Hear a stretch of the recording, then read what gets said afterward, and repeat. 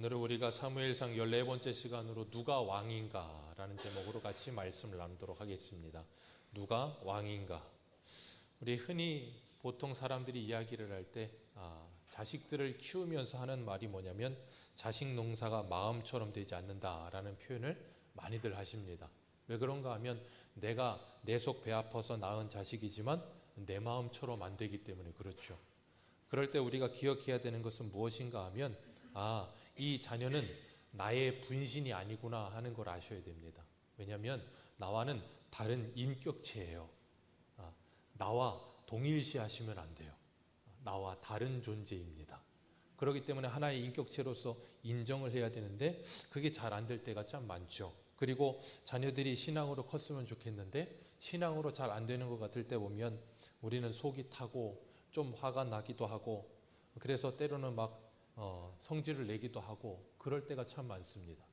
오늘 본문에 보면 사무엘이 아마 그런 마음이었던 것 같아요. 사무엘이 늙었다 그랬습니다. 사무엘도 어쩔 수 없이 늙습니다. 어쩔 수 없어요. 우리가 지난주에 살펴봤던 것처럼 사무엘이 이스라엘의 지도자로서 딱 다 대두돼가지고 이스라엘 백성들에게 회개를 선포하고 미스바에서 금식하며 기도하고 블레셋 쳐들어왔을 때 하나님이 그들에게 승리를 주시고 하나님의 살아계심과 이스라엘의 항복을 받아내시고 사무엘 4년 동안 하나님의 손으로 이스라엘을 지키시고 보호하셔서 블레셋이 건드리지도 못하게 하셨다 그랬어요. 그리고 아모리 사람들하고는 화평을 이루고 그런 일련의 일들이 쭉 일어납니다. 그리고 사무엘은 베델과 길갈과 미스바를 순회하면서 하나님의 말씀을 전하고 자기 고향 라마까지 와서 거기서 하나님께 제단에서 분향 드리고 그러면서 평생을 사무엘은 뭐 했어요? 하나님의 말씀을 가르치는 일에 집중했습니다. 그리고 하나님의 말씀을 가르치면서 이스라엘 백성들이 하나님과 멀어지지 않도록 하나님과 늘 가까워지는 일을 위해 힘썼어요. 그리고 사무엘은 마지막 사사입니다. 이 사무엘은 이 사사와 왕정을 잇는 이 교두부 역할을 하는 사람이었는데 이 마지막 사사로서 그가 그 마지막을 그 아들들에게 넘기고 싶었지만 아들들이 그 일을 제대로 수행하지 못하지요. 2절 말씀 보니까 어떻게 해요? 그 아들들 이름이 뭐래요? 요엘과 아비야. 사무엘은 우리가 잘 아는데 그 아들 이름은 잘 몰라요. 요엘과 아비야 그랬습니다. 그리고 그들이 그 아버지의 행위를 따르지 아니하고 뭘 따랐다 그랬어요? 이익을 따라 뇌물을 받고 판결을 굽게 한지라. 여러분 만약에 사무엘이 이 소리를 들었다 생각해 보세요. 사무엘이 어땠을까요? 이 성경에는 안 나오지만 얼마나 속이 뒤집어졌겠습니까? 평생 주를 위해 헌신해 왔고 자식들도 그렇게 할 수 있을 거라고 생각을 했는데 자식들이 자신을 따르지 않고 자신하고 정반대의 길을 가는 것처럼 보이는 거예요. 그리고 이익을 따라가는 모습을 볼 때 얼마나 속이 타고 화가 나겠습니까? 그런데 이 사무엘의 아들들을 보면서 우리는 때로 우리의 모습을 거기서 보는 것 같은 생각이 들 때가 있어요. 하나님의 말씀을 따라서 하나님이 가라고 하시는 곳으로 가기보다는 뭘 따라갈 때가 많아요? 나의 이익을 따라서. 나의 이익을 따라서 갈 때가 많아요. 어떤 일을 선택을 할 때도 이것이 하나님의 영광이 되는가 보다는 나의 이익이 되는가? 그걸 먼저 생각할 때가 많고 그러다 보니 손익분기점에 서서 우리는 항상 계산기를 두드리죠. 이게 이익이 될까 손해를 될까? 항상 신앙생활을 한다고 하면서도 계산기 두드리는 인생이 될 때가 많아요. 근데 우리가 기억할 건 우리 신앙생활은 우리의 계산기를 두드려서 사는 인생으로 되는 게 아닙니다. 지난주에도 우리가 봤지만 하나님의 도움의 손인 에벤에셀, 그 하나님께서 도와주시는 손길이 있어야만 우리의 인생이 형통할 수 있다는 것을 기억하시길 바랍니다. 그래서 우리는 계산기 두드리는 인생이 아니라 하나님께 기도하는 인생이 되어야 할 줄 믿습니다. 그런데 이 사무엘의 두 아들은 자기 아버지의 행위를 따르지 않았어요. 아버지 보니까 여러분 생각해 보세요. 아들들이 이익을 따라 뇌물을 받고 판결을 굽게 했다는 말은 사무엘이 일평생 이익을 따라 살지 않았다는 말이에요. 그러니 열심히 주를 위해서 청렴하게 살다 보니 아들들 보기엔 어때 보이겠어요? 별로 그렇게 좋아 보이진 않는 거예요. 답답해 보이고요. 왜냐하면 아버지가 조금만 이렇게 하면 우리도 좀 편하게 살 수 있을 텐데 하는 생각이 그 마음에 없었겠습니까? 그러니 그 마음과 함께 이런 일이 일어나는 거예요. 그러니까 그런 날이 일어나고 나서 곧바로 일어나는 상황이 뭔가 하면 백성의 장로들이 사람들을 불러 모읍니다. 그리고 사무엘이 있는 라마, 사무엘의 고향으로 찾아가요. 그리고 사무엘에게 이야기하는 게 뭐예요? 시작이 뭡니까? 당신은 늙었고 시작이 그거예요. 당신은 늙었고 당신의 아들들은 당신의 행위를 따르지 아니하니. 자, 생각해 보세요. 사무엘에게 말을 하는데 제일 먼저 당신은 늙었다 이거예요. 그러니까 더 이상 당신은 뭐 못합니다? 사사로서 못합니다. 그리고 당신의 아들들도 당신의 행위를 따르지 않습니다. 그러면 생각해 보세요. 사무엘을 늙었고 그 아들들은 제대로 못하고, 그러면 그 다음에 나와야 될 말이 뭐예요? 한번 유추해 보세요. 사무엘은 늙었고 아들들은 제대로 되지 않아 뇌물을 받고 자꾸 판결을 굽게 하니 얘들은 안 되고, 그러면 그 다음이 뭐 해야 돼요? 결론은 다른 사사를 세워달라고 해야 돼, 결론이에요. 그런데 그들은 시작부터 이런 말을 하면서 뭐 하는 거냐면 사무엘을 입을 닫아버리게 만드는 거예요. 늙었고 아들들은 안 되고 그러니까 결 수 없다. 그러니까 뭐 해달라는 거예요? 본색이 드러나요. 거기서 무슨 본색입니까? 모든 나라와 같이 우리에게 왕을 세워 우리를 다스리게 하소서. 이들의 본색은 뭐였냐면 다른 나라, 옛날 성경에는 열방이라 그랬어요. 열방과 같은 나라 왕을 세워달라는 거예요. 그게 그들의 마음속에는 늘 있었던 거예요. 그런데 사무엘이 있었을 동안에는 그런 말을 할 수가 없어요. 사무엘이 있을 동안에는 그런 말을 할 수가 없었는데 아들들이 그런 실수를 하니까 그것을 빌미를 삼아서 뭐예요? 자기들의 요구를 관철시키려고 하는 거예요. 근데 사무엘은 거기에서 그들의 말에 요구에 거부를 할 수 있어요, 없어요? 없습니다. 왜? 그들이 정당한 말 하거든요. 당신 늙었고 아들들은 잘못됐고 그러니 어떻게 할 수 없지 않느냐? 그런 말 앞에 뭐라고 할 수 없을 상황이 다가온 거예요. 그러니까 이런 일이 일어나는 거예요. 참 이런 일을 보면서 우리가 잊지 말아야 될 건 뭐냐면 이들은 하나님과 함께 살고 있으면서도 하나님께서 분명히 7절에도 말씀하시지만 하나님을 자신들의 왕으로 인정한 적이 없었다는 게 금방 드러나는 거예요. 우리가 잘 알고 있는 사사기 바로 앞에 사무엘상 바로 앞에 사사기, 룻기가 있지만 사사기 21장 우리 25절 같이 한번 보겠습니다. 사사기 21장 25절. 사사기 21장 25절입니다.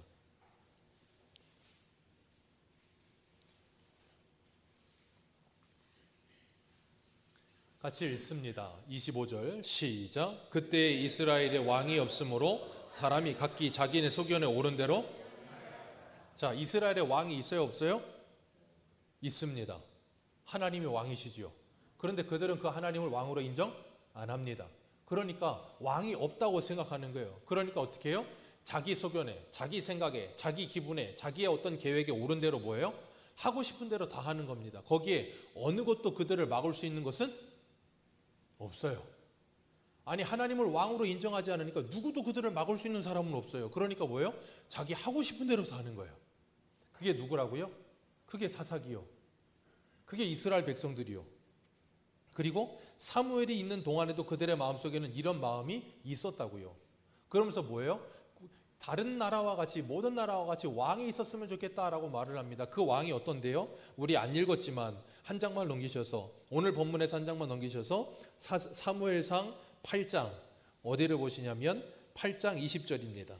8장 20절 같이 읽습니다. 시작. 우리도 다른 나라들 같이 되어 우리 왕이 우리를 다스리며 우리 앞에 나가서 우리의 싸움을 싸워야 할 것이 아니니까 하는지라.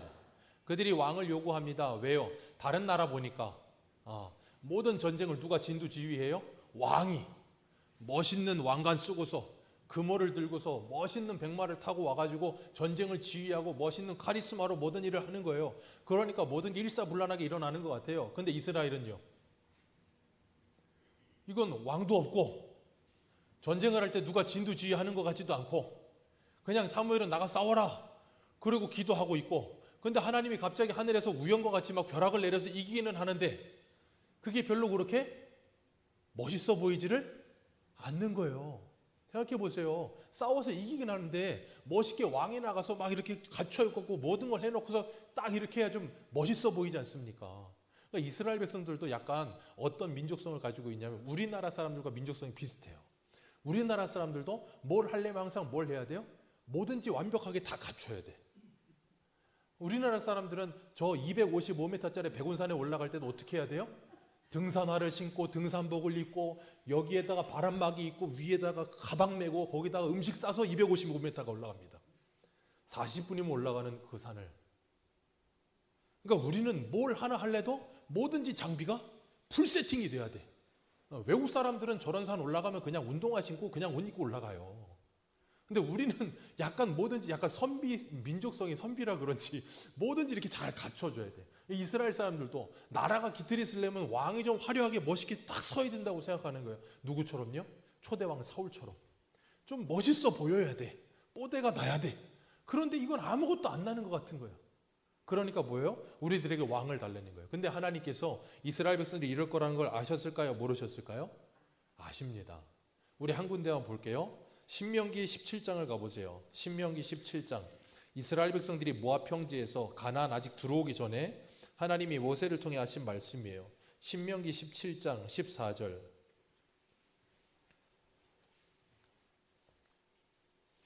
신명기 17장 14절입니다.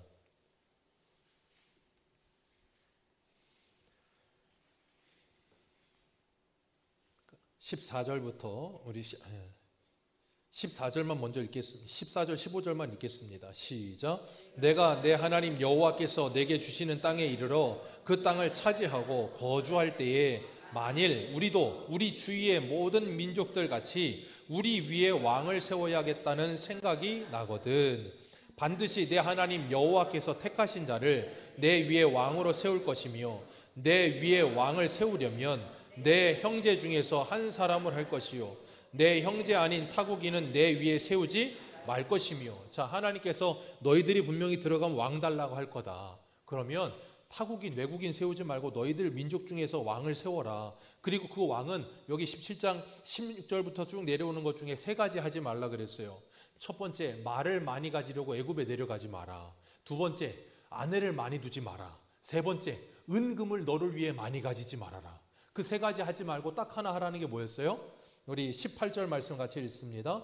왕이 해야 될 일이에요. 18절 시작.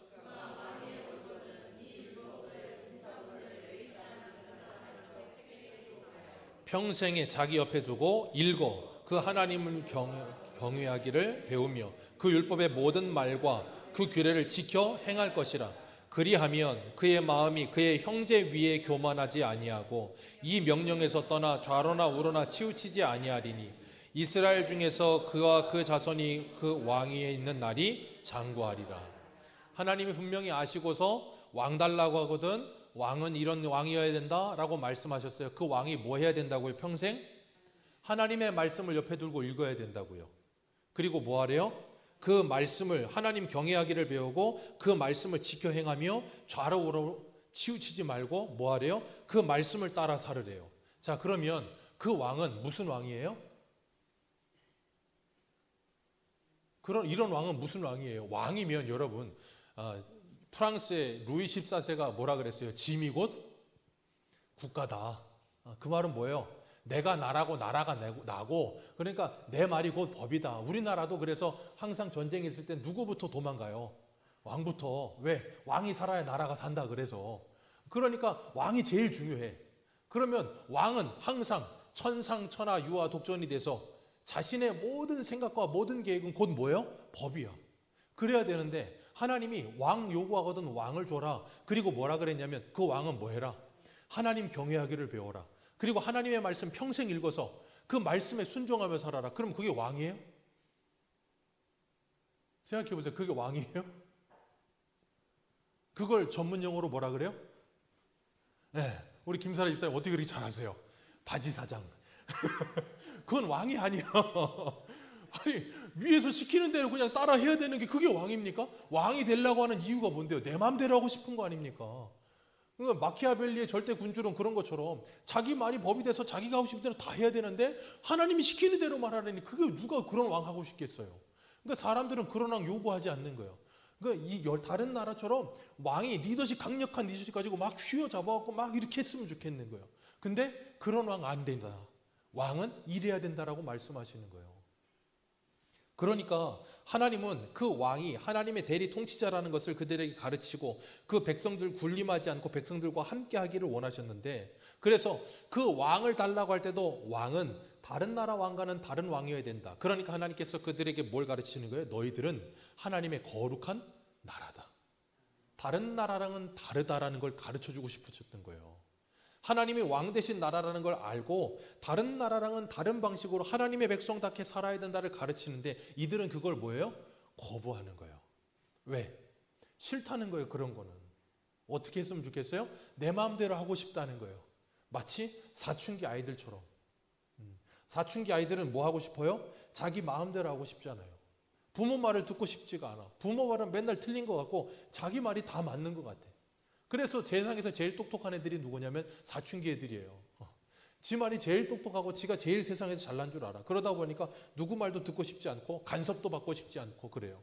그러니까 신앙생활하면서 어려서 교회를 부모님 때문에 억지로 다니다가 머리 굵고 나면 어떻게 해요? 우리도 다른 모든 나라와 같이 그런 것처럼 나도 다른 애들처럼 놀고 싶다는 거예요. 아니 나는 왜 교회를 꼭 가야 되고 나는 꼭 왜 이렇게 해야 되느냐고. 나 싫다고. 왜 그래요? 이스라엘 백성하고 똑같은 모습으로 가고 있는 거예요. 그럼 부모들은 어떻게 해요? 화가 나죠? 열이 받습니다. 그러면 구타 유발자 같이 보이는 거예요. 항상 구타를 주든가 아니면 억지로라도 끌고 와서 교회에 앉혀놓고 그럼 애는 어떻게 해요? 교회 와서 맨날 죽상이고 죽으려고 그러고 그런 상태로 뺑뺑이를 계속 도는 거예요. 그러니까 어떻게 해요? 애들은 항상 죽을 상태로 그냥 계속 하는 거예요. 그러니까 그 하나님이 누군지도 모르고 그냥 앉아만 있는 거예요. 그게 오늘날의 현실이기도 해요. 그런데 그렇게 확 잡아서라도 억지로라도 그렇게 했으면 좋겠고 하나님은 지금 오늘 본문에서 뭐라 그러셨는가 하면 사무엘이 그것 때문에 기뻐하지 않고 하나님께 뭐라 그러냐면 이렇게 말을 하나님께 기도했더니 하나님께 7절에 뭐라 그러세요? 너를 버린 것이 아니라 누구를 버렸다? 나를 버렸다. 하나님께서 자신을 버렸다, 하나님을 버렸다라고 말씀하시는데도 하나님께서 뭐라 그러냐면 그들이 요구하는 그대로 뭐 하라는 거예요? 다 들어주라는 거예요. 여러분 좀 이상하지 않습니까? 하나님 굉장히 무책임하지 않아요? 아니 백성들이 요구한 대로 그냥 들어주래요. 아니 하나님께서 백성들이 잘못된 길로 가면 어떻게 해야 돼요? 혼을 내서라도 옳은 길로 가게 해줘야 되는 거 아닙니까? 근데 혼을 내지도 않고 그들을 막 뭐라고 치근하지도 않고 그냥 그들이 요구하는 대로 들어주라는 거예요. 왜 그렇게 하실까요? 이유는 하나예요. 사랑은요 억지로 되는 게 아니에요. 다시요. 신앙은요 억지로 되는 게 아니에요. 억지로 시킨다고 그게 억지로 되어지는 문제가 아니라는 걸 아는 거예요. 왜? 사랑과 신앙은 뭐의 문제예요? 마음의 문제예요. 억지로 한다고 마음이 생기나요? 안 생겨요. 그렇기 때문에 하나님께서 그들에게 원하는 대로 그냥 놔두라 그렇게 말씀하시는 거예요. 마치 누구와 같으냐면 이 신약 성경에 누가복음 15장에 보면 탕자 비유 아시죠? 탕자 비유에서 둘째 아들이 아버지에게 뭐라 그래요? 유산을 땡겨달라 그래요. 유산을 가부를 해요. 그게 뭐 같은 거냐면 아버지 그냥 빨리 가세요 그 말이에요. 쉽게 말하면 유산 좀 받아야 되니까 빨리 가세요 그 말인데 안 되니까 어떻게 해요? 가부 좀 해주세요. 아버지가 가부를 해줘요. 그거 가지고 나가서 뭐 합니까? 허랑방탕하게 다 써먹죠. 그리고 나서 언제 아버지를 생각하죠? 더 이상 무엇인가 자신이 얻을 수 있는 것이 없다는 걸 알게 될 때, 절망을 만날 때 아버지를 생각합니다. 그리고 돌아와요. 그러면서 뭐라 그래요? 내가 집에 돌아가면 면목이 없어서 양심이 있지. 내 아들로는 못 돌아가겠고 그냥 내 아버지 밑에 있는 종들 중에 하나처럼만 되더라도 내가 먹고 살 수는 있겠다. 그래서 돌아가요. 근데 그 짓거리를 해서 돌아가는데 누가 봐요? 아버지가 보죠. 그리고 아버지가 먼저 달려와서 그를 안아주고 그에게 가락지 끼워주고 옷 입혀주고 씻기고 그래서 잔치를 베풀어 줍니다. 그게 바로 하나님의 마음이라는 거예요. 그런데 아버지가 가불해 주세요. 유산을 가불해 주세요. 근데 가불해서 줬단 말이에요. 하나님께서 지금 우리에게 왕을 주세요. 그러면서 진짜 왕인 하나님을 버리고 있는데 하나님이 그렇게 되도록 그냥 내어버려 두신다고요. 왜요? 기회를 주시는 거예요. 무슨 기회요? 넘어질 수 있는 기회예요. 실패할 수 있는 기회예요. 쓰러질 수 있는 기회예요. 우리는 그걸 못 줘요. 부모 입장에서 자녀들이 뭔가 조금이라도 잘못된 길로 가는 것 같잖아요. 그러면 그냥 눈에 훤하게 보여. 안 보이십니까? 저는 그냥 한마디만 들어도 알아요. 왠 줄 아세요? 이미 다 해봤어요. 뭐 조금만 이상한 짓 하려고 그러면 왜 그러는지 의도까지 이해가 돼. 왜? 해봤거든. 그런데 끝까지 아니래. 저 같은 경우 그래서 그걸 막고 싶어요. 근데 하나님은 그걸 안 막고 그냥 내버려 두신다고요. 그래? 그럼 해봐. 부모 입장에서 그게 좀이 쑤셔서 안 돼요. 기다리지를 못해. 근데 하나님은 그걸 기다려 주신다고요. 그게 하나님의 오래 참으시는 사랑이에요. 우리는 안 되는 걸 하나님은 하시는 거예요. 그래서 그 사랑을 배우고 나면 다른 사람을 향해서 오래 참음이라는 게 조금씩 나오기 시작하는 거예요. 그러니까 하나님께서는 우리가 실수하고 넘어지고 돼지 쥐염 열매가 없을 때까지 가보고 막장에 가서 절망에 빠져보고 나서 하나님께 돌아와야 걔가 이제 뭘로 돌아오는 줄 알아요? 전심을 다해 돌아오는 걸 알아요. 그리고 나면 그 아이가 완전히 뒤바뀌는 인생이 되는 거예요. 그래야 걔가 뭐예요? 하나님을 찾는 인생이 되는 거예요. 그런데 그렇게 되기까지 시간이 오래 걸릴까요? 짧게 걸릴까요? 오래 걸립니다. 오래 걸려요. 오래 걸리다 보면 어떤 생각이 들어요? 야, 이거 이러다가 큰일 나는 거 아니야 하는 생각이 조마조마하게 들어요. 그런데 하나님은 아실까요? 모르실까요? 아십니다. 다 아시면서도 그대로 내버려 두십니다. 그래서 우리가 때로는 자녀를 키우면서 좀 애들이 넘어지기도 하고 좀 애들이 실수하기도 하고 할 때 너무 많이 안 가면 그냥 좀 어느 정도는 놔둘 필요도 좀 있는 것 같아요. 예전에 누구예요? 이거 가요 그거 하는 거 있잖아요. 노래 애들 나와서 노래 부르고 경연하는 거. 거기에 나왔던 애 중에 1등 했던 애가 저 100주년 기념교회 이재철 목사님 둘째 아들인가 그랬어요. 걔가 기타 가지고 막 기타 치고 그러면서 거기서 1등 했거든요. 노래 경연 대회에서. 근데 그때 이재철 목사님이 자녀 교육에 대해서 이야기하면서 했던 말이 있어요. 예전에 했던 설교였었는데 오래전에 들었던 기억이 있어요. 그때 뭐라 그랬냐면 자녀들에게 실패할 수 있는 기회를 주라고. 그때 제가 20대 때였나 30대 때였나 그 얘기를 들었었는데 굉장히 좀 충격적으로 왔었어요. 근데 저는 실패하게 내버려 두는 게 잘 안 되긴 하더라고. 근데 실패할 수 있는 기회를 주라고. 왜요? 실패하고 넘어져 봐야 배운다는 거예요. 하나님이 지금 이스라엘 백성들에게 그걸 그대로 하고 계시는 거예요. 답이 다 있어요. 하나님은 알고 계십니다. 그런데도 그들이 깨달을 때까지 기다리시면서 그렇게 하라는 거예요. 그러면서 9절 말씀에 뭐라 그래요? 9절 같이 읽습니다. 시작.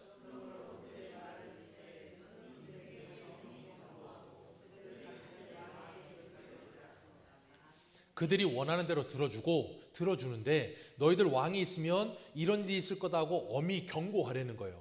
그러면서 이제 10절부터 어떤 요구를 하게 될 건지를 알려주는 거예요. 너희들 왕 생기면 너희 자식들 거기 가서 일해야 되고 말똥 치워야 되고 딸들은 부엌에서 설거지해야 되고 너희들 포도원 감나무에서 나오는 제일 좋은 건 다 가져갈 거고 왕만 가져가는 게 아니고 왕 신하들도 다 먹여 살려야 될 거고 너희들 그런 거 다 해야 된다. 너희 온 집안이 거기에 달라붙어 갖고 그 일을 다 해야 된다고 사무엘이 설명했어요. 근데 뭐라 그래요? 한 장 넘겨보세요. 17절 같이 읽습니다. 시작.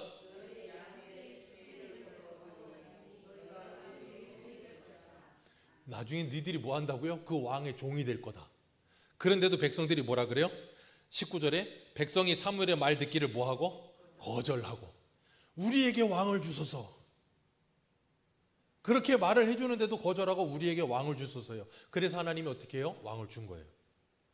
그 필두가 누구예요? 사울을 시작으로 사울, 다윗, 솔로몬, 그 다음에 남북으로 갈라져서 남쪽에는 20명, 북쪽에는 19명의 왕을 줬어요. 그러면서 뭐 솔로몬 이전 다윗 960년 한 920년 그때부터 해서 586년이니까 몇 년입니까? 한 거의 600년? 600년 가까이 586년에다가 한 100년 더해도 한 700년 동안 왕을 줘요. 20명을. 그런데 20명이 왕이 왔는데 어때요? 자, 20명의 왕이 지나갔는데 어떻겠어요? 11개상 하 예전에 했었는데 기억이 안 나시죠? 예, 저도 가물가물해요. 왜냐하면 남북 왕들이 약간 이름도 똑같은 애도 있고 겹치기도 하고 그래서 조금 힘들어요. 근데 중요한 건 뭐냐면 20명의 왕, 19명의 왕이 있는데 하나같이 다 마음에 드는 왕이 없어. 히스기야, 종교개혁하고 뭐 했는데 애가 좀 끝에 가서 또 삑딱선을 타. 요시야, 말은 종교개혁 열심히 했는데 또 애굽에 바로 올라왔는데 그걸 또 가로막아갖고 괜히 죽어 또. 잘 하다가 하나씩 삐끗하는 애들이 있어. 다윗, 하나님의 마음에 합한 자라 그랬는데 괜히 달 밝은 밤에 그러니까 달 밝은 밤에는 체조하지 마세요. 그러다가 또 쓰잘데기 없는 짓거리 하고. 솔로몬 그렇게 똑똑하다 그러더니 그 똑똑한 거 가지고 아까 우리가 읽었던 신명기 17장에 나오는 왕이 하지 말라는 세 가지는 다 했어. 아주 그냥 넘치도록 했어. 그리고 결국에는 못해요? 여자 1000명 데려다 놓고 그 여자들이 섬기는 우상들 섬기고 있고. 그러다 결국 나중에 나이 늙어갖고 가기 전에 뭐라 그래요? 헛되고 헛되며 헛되고 헛되니 다 헛되더라. 그게 뭐야? 네, 그래도 솔로몬은 그거 하고 갔어요. 그리고 12장에 전도서 12장에 뭐라 그래요? 일의 결국을 다 들었으니 사람은 하나님을 경외하고 그 율법을 지켜 행하는 것이 사람의 본분이라. 여러분 솔로몬이 해봤다 그러면 끝난 거예요. 거기서 더 해볼 게 뭐 있겠어요? 근데 사람들은요 계속 뭐라 그래요? 우리에게 왕을 달래요. 무슨 왕이요? 우리가 원하는 왕. 항상 그러는 거예요. 우리나라 보십시오. 대통령이 몇 명이 갈렸습니까? 어떻게? 만족하십니까? 대통령이 갈리는 동안 2명의 장로님도 대통령이 되셨어요. 어떻게 만족하십니까? 여러분 누가 돼도요 만족은 없어요. 근데 하나 큰일은 한번 탄핵을 한번 해봤어 가지고 저는 그게 제일 무서워요. 뭐가 무섭냐면 이게 맛이 들리잖아요. 뭐 조금만 마음에 안 들면 무조건 합니다. 앞으로 시간이 지나면 여러분 보세요. 더 할 겁니다. 더 조그만 일에도요 계속 탄핵 얘기 나옵니다. 왜요? 한 번 해봤거든요. 한 번이 어렵지 두 번은 안 어려워요. 그러니까 뭐든지 내 입맛에 안 맞으면 왼쪽이 되면 오른쪽이 그럴 거고요. 오른쪽이 되면 왼쪽이 그럴 거고요. 계속 그럴 겁니다. 그렇게 시원찮은 왕들이 계속 오고 가요. 그러면서 하나님께서 이렇게 질문하세요. 우리 한 군데만 보겠습니다. 우리 호세아 13장을 한번 보세요. 호세아 13장. 구약성경 호세아 13장입니다. 하나님께서 오늘 본문의 말씀의 결론을 호세아에서 말씀하세요. 호세아 13장 9절입니다.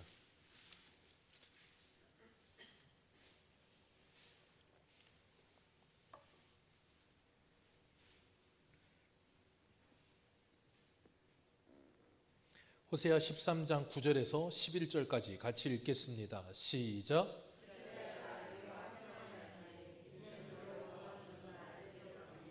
전에 내가 내게 이르기를 내게 왕과 지도자들을 주소서 하였느니라.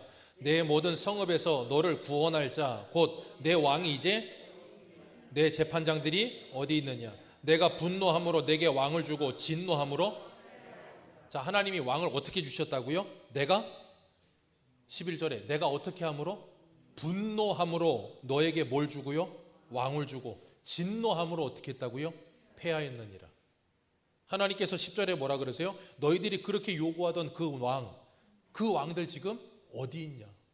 너희들 이렇게 긴박한 상황이고 이렇게 어려운 상황인데 그 왕 달라고 하더니 모든 나라들처럼 우리도 그런 왕이 와서 우리를 보호해주고 전쟁해 준다 그랬더니 어디 있냐는 거예요. 20명이 지나가도 19명이 지나가도 어디 니들 그 왕 어디 있냐?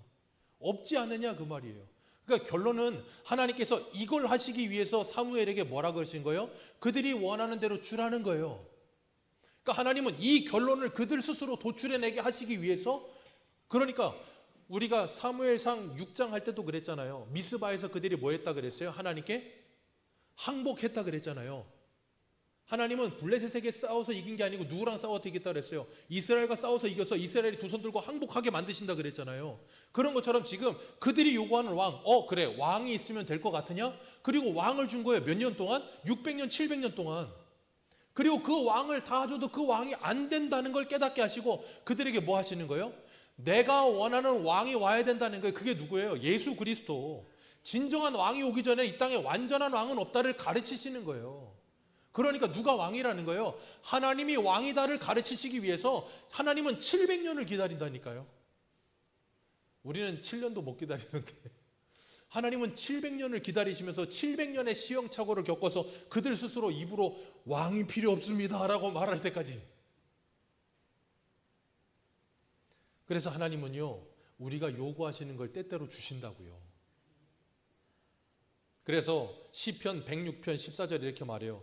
광야에서 욕심을 크게 내며 사막에서 하나님을 시험하였도다. 그러므로 여호와께서 그들이 요구하는 것을 그들에게 주셨을지라도 그들의 영혼이 쇠약하게 되었느니라. 옛날 성경에는 파리하게 되었느니라. 그들이 요구하시는 것을 주셨다니까요. 그리고 뭐하게 하세요? 스스로 그것이 얼마나 어이없는 일인지를 인정하게 만들고 누구를 바라보게 하세요? 하나님을 바라보게 하시는 거예요. 아, 우리에게는 진짜 왕은 하나님밖에 없구나.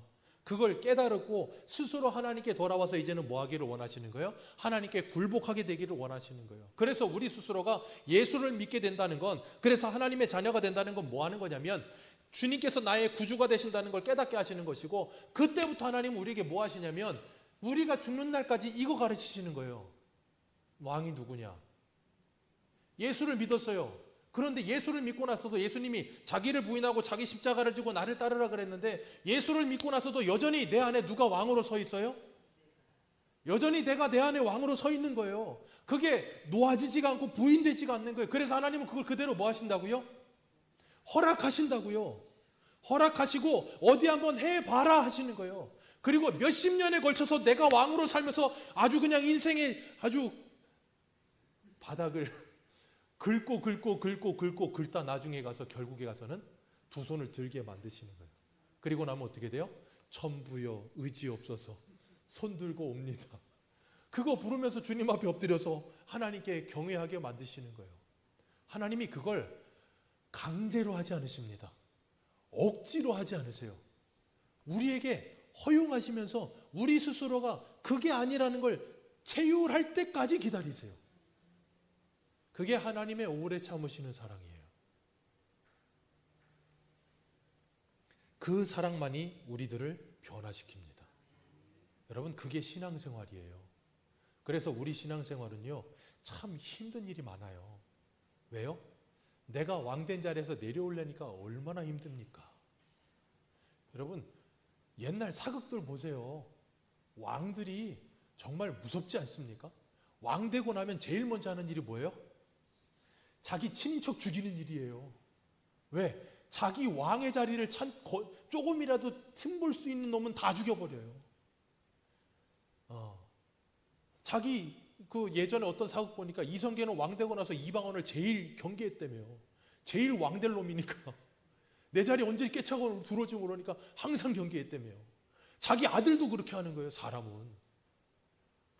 그러니까 헤롯이 예수님이 왕이 났다 그러니까 동방박사 와서 왕 났다니까 예루살렘이 소동을 하잖아요. 왜? 내가 지금 왕인데. 왕이 났대. 얼마나 열이 받겠습니까? 그러니까 애들 어떻게 해요? 2살 이하의 애들을 싹 다 죽여버리잖아요. 그게 사람이에요. 내가 왕된 자리에서 내려오지 못하는 사람의 본성. 그래서 그건요, 우리가 성령으로 말미암지 않고는 인간의 노력과 힘으로 불가능한 거예요. 그래서 제자들이 성령을 받고 나서 제일 먼저 일어난 일이 뭐예요? 주인이 바뀐 거예요. 왕이 바뀌는 거예요. 근데 바뀌었는데 안 바뀌어요. 이게 우리 신앙인들의 딜레마. 바뀌었는데 안 바뀌어요. 그러면서 뭐예요? 자꾸 그 싸움을 계속하는 거예요. 그래서 바울이 로마서 7장에 뭐라 그랬어요? 오호라, 나는 곤고한 사망, 이 사망의 무에서 누가 나를 건져내랴. 그게 뭐예요? 곤고하다는 게 뭐냐면, 여러분 빨래할 때 이렇게 옷 요즘 탈수기 돌리고 하지만 옛날에는 손빨래 해가지고 이렇게 짜잖아요. 곤고하다는 게 양쪽을 자꾸 비트는 거예요. 내 속으로는 하나님의 법을, 내 겉으로는 사람의 법을 사랑해서 이 둘이 나를 막 쥐어 짜는 거예요. 그러니까 뭐예요? 괴로워 죽겠는 거예요. 이 사망의 몸에서 누가 나를 건져내랴. 누가요? 예수 그리스도가. 그게 구원이라고요. 그래서 오전에도 말씀드렸잖아요. 하나님과 바알 사이에 머뭇거리면 힘들어요. 양쪽 다 아예 그냥 한쪽을 포기해야 편해지는 거예요. 그게 하나님이 우리에게 되도록 지금 하나님께서 사무엘에게 그걸 허락하라는 거예요. 사무엘은 어떤데요? 사무엘은 6절 말씀처럼 기분이 나빠요. 내가 여태 젊어서부터 지금 늙을 때까지 죽어라고 쇠가 빠지게 하나님을 위해 그리고 백성을 위해 죽도록 노력했는데 어떻게 이럴 수 있습니까? 하나님, 걱정하지 마라. 너 억울하지? 그들은 널 버린 게 아니고 날 버렸다. 나는 얼마나 억울하겠냐. 그런데 해줘라. 그리고 난 다음에 그들이 원하는 걸 다 해줍니다. 그리고 난 다음에 그들이 후회하는, 그 후회함을 통해 탕자처럼 아버지에게 돌아오게 되는 그 모든 일련의 일까지 하나님은 뭐하고 계세요? 다 계획이, 우리 아버지는 다 계획이 있으십니다.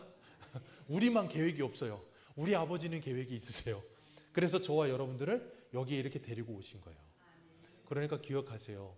이렇게 사고 치는 애들이 그나마 난 겁니다. 사고 안 치는 애들이 더 무서워요. 누가복음 15장에 제가 15장 예전에 누가복음 하면서 탕자는 누가 탕자라 그랬어요? 밖에 나갔다 온 애가 탕자가 아니고 집안에 있는 애가 진짜 문제라 그랬잖아요. 첫째 아들이 진짜 문제예요. 왜요? 첫째 아들은 둘째처럼 밖에 나가본 적이 없어. 아버지 밑에서 날마다 죽으라고 쇠가 빠지게 일을 했어. 근데 둘째 놈이 가서 다 팔아먹고 돌아왔는데 아버지가 걔를 위해서 잔치를 베푸네? 열이 받아갖고 잔치에 안 들어가. 근데 아버지가 나와갖고 야 들어가자. 아 못 간다고. 그러면서 아버지한테 승질을 내죠. 아니 나는 아버지를 위해 쇠가 빠지게 일을 했는데 날 위해서는 양 한 마리 안 잡더니 얘를 위해서 소를 잡어? 아니 이거 무슨 경우가 이러냐고 막 그러잖아요. 그러니까 아버지가 뭐라 그래요? 야 넌 나랑 함께 있으면서 이 모든 게 다 네 거 아니냐. 근데 큰아들은 어떻게 살았다 그랬어요? 아버지랑 함께 하면서 아들로 산 게 아니고 종으로 살았어요. 그게 진짜 탕자예요. 그게 누구예요? 유대인들, 서기관들, 바리새인들. 근데 그걸 깨닫지를 못하는 거예요. 왜? 아버지를 왜 죽으라고 일했다고 생각하고 난 잘못한 게 없다고 생각하니까 아버지에게 돌아갈 일이 없어. 회개할 일이 없어. 근데 둘째는요. 아마 죽는 날까지 미안할걸요. 아버지 돌아가시면 제일 많이 울 놈이 죽을 놈이 아니고 둘째 놈일 거예요. 부르자는 놈이다 그러면서. 그러니까 그 아버지의 마음을 깨닫도록 하나님께서 허락도 하시는 것 또한 하나님의 은혜예요. 그래서 우리가 정말 하나님께서 우리에게 기회 주실 때 그 하나님의 은혜를 깨닫고 우리가 성령을 받아서 이 말씀을 깨닫게 된다면 복이고, 그 말씀을 깨달아도요 이것이 우리에게 체울될 때까지 우리의 인생을 통해서 때로는 어려움도 찾아오고요 힘든 일도 찾아올 거예요. 그때 기억하십시오. 아, 하나님께서 내 힘을 빼시는구나. 내가 왕 된 거 이제는 좀 내려놓으라고 하시는구나. 그걸 깨달으시고 거기서 내려오셔서 주님께 그 자리를 내어드리세요. 그러면 뭐가 찾아오냐면 샬롬이 찾아옵니다. 그렇게 되면 하나님과의 샬롬이 오고요 그 다음 사람과 샬롬이 찾아옵니다. 그걸 하나님의 나라라고 합니다. 우리 모두가 정말 그 주님과 동행하시면서 우리의 왕 되신 예수 그리스도를 붙드시고 그 주님 의지하며 그 주님의 말씀에 순종함으로 신명기 17장의 그 왕처럼 그 우리의 진정한 왕 되신 하나님의 말씀에 절대 순종하며 주님의 대리자로 이 땅을 살아가면서 내 몸을, 내 인생을, 내 가정을, 이 교회와 이 나라를 하나님께 바치는 저와 여러분들 되시기를 축복합니다. 기도하겠습니다.